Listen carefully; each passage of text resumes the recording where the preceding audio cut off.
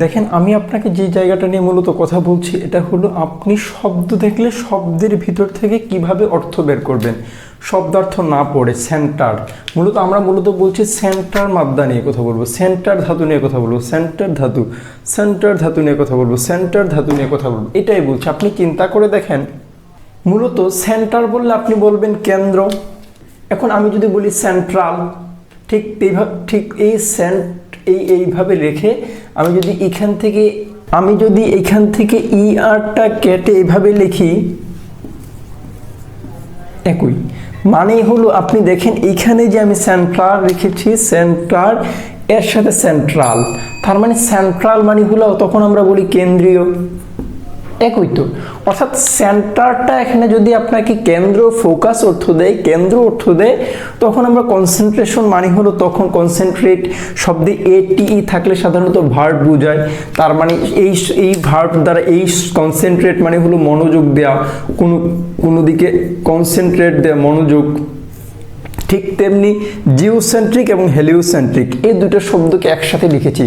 মূলত নিকোলাস কোপারনিকাসের যেই বক্তব্য যে সূর্যকে কেন্দ্র করে পৃথিবী ঘুরে নাকি পৃথিবীকে কেন্দ্র করে সূর্য ঘুরে, এরকম যে একটি বিতর্কের জায়গা, এই জায়গা থেকে হেলিওসেন্ট্রিক একটি শব্দ আর জিওসেন্ট্রিক এই দুটো শব্দকে আমি একসাথে ব্যাখ্যা করব।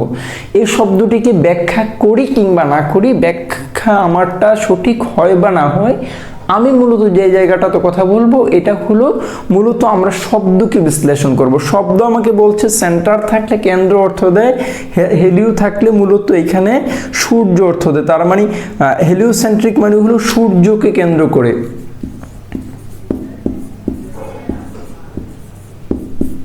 তার মানে আপনি বুঝেই গিয়েছেন সূর্যকে কেন্দ্র করে হেলিওসেন্ট্রিক নামে কোনো ঘটনা। তার মানে এখানে হেলিও মানে হলো সূর্য, হেলিও মানে সূর্য। এই হেলিও দ্বারা আপনি অন্য কোনো শব্দ বের করে আনতে পারেন। আমরা এখানে হেলিওসেন্ট্রিক শব্দটার সাথে মিলে আরেকটা শব্দ লিখতে পারি হেলিওট্রোপ। তখন হেলিওট্রোপ মানেই হলো তখন সূর্য কমল অর্থ দেয়। আমাদের এই রেডিক্যালস ইংলিশ মূলত আপনাকে যে জিনিসটি নিয়ে কথা বলতে চাচ্ছে যে আপনি শব্দার্থ মুখস্থ করার ওয়েগুলো কিভাবে হবে এগুলো নিয়ে। তার মানে জিওসেন্ট্রিকটা হলো হেলিওসেন্ট্রিকের ঠিক অ্যান্টোনিম, তার মানে ভূকেন্দ্রিক। তার মানে ইগোসেন্ট্রিক মানে কি, আমি আপনাকে নিয়ে যখন ক্লাস নিব সেখানে ইগো মানে হলো আই অর্থ দেয়। এরকম একটা ক্লাস আমি অলরেডি নিয়েছি যেখানে আমি ইগো থাকলে আই অর্থ দেয়, আত্ম অর্থ দেয়। তার মানে ইগোসেন্ট্রিক মানে সেন্টার মানে কেন্দ্র, এখান থেকে ইগোসেন্ট্রিক মানে হলো আত্মকেন্দ্রিক।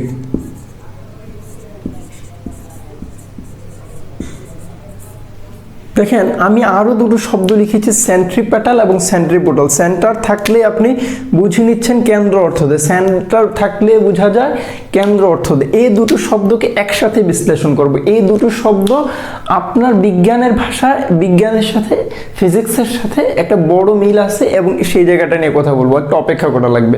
এবং এইখানে আপনার দুটা টার্ম খুব ইজিলি বোঝা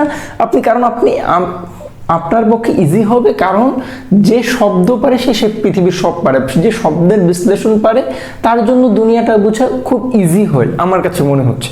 এটাই আমি ব্যাখ্যা করব। এখন কথা হলো সেন্টার থাকলে আপনি বুঝে নিয়েছেন কেন্দ্র অর্থ দেয়, কেন্দ্র। আর এখানে সেন্টার মানে কেন্দ্র।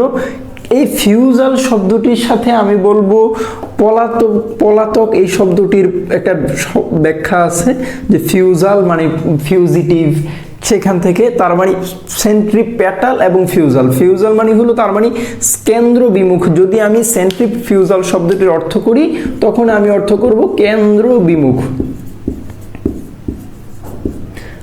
আর সেন্ট্রিপেটাল অর্থ হলো ঠিক উল্টো, এই বিটা থাকবে না, কেন্দ্রমুখী।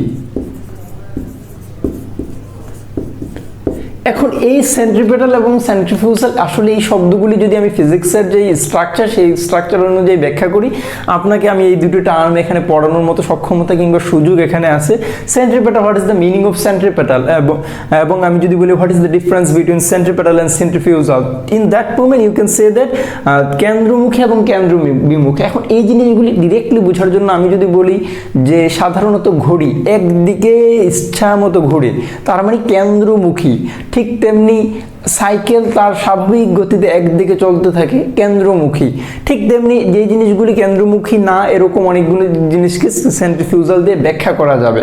সেন্ট্রিপেটালের আরেকটি ব্যাখ্যা এরকম করা যায় যে পৃথিবী তার নিজস্ব কক্ষপথে নিজ নিজ আবর্তনে নিজ নিজ অবস্থানে স্বাভাবিকভাবে যেভাবে ঘোরা দরকার সেভাবে ঘুরে। তার মানে এটা এখানে কেন্দ্রমুখীর আরেকটা ব্যাখ্যা আনা যায় সেন্ট্রিপেটালের। এখানে আরো যদি শব্দ লিখি, ইসেন্ট্রিক, দেখেন আমি এখানে যে শব্দটি লিখেছি ইপিসেন্ট্রিক এবং ইকসেন্ট্রিক, এই সেন্টার থাকলে আপনি বুঝেই নিচ্ছেন কেন্দ্র অর্থ দিবে। এখন এই ইপি আর এক, এই এক শব্দটির ব্যাখ্যা ইংরেজিতে বলা হয়েছে এক, এইভাবে লিখেছে, অথবা লিখেছে এই এক মানে হলো আউট।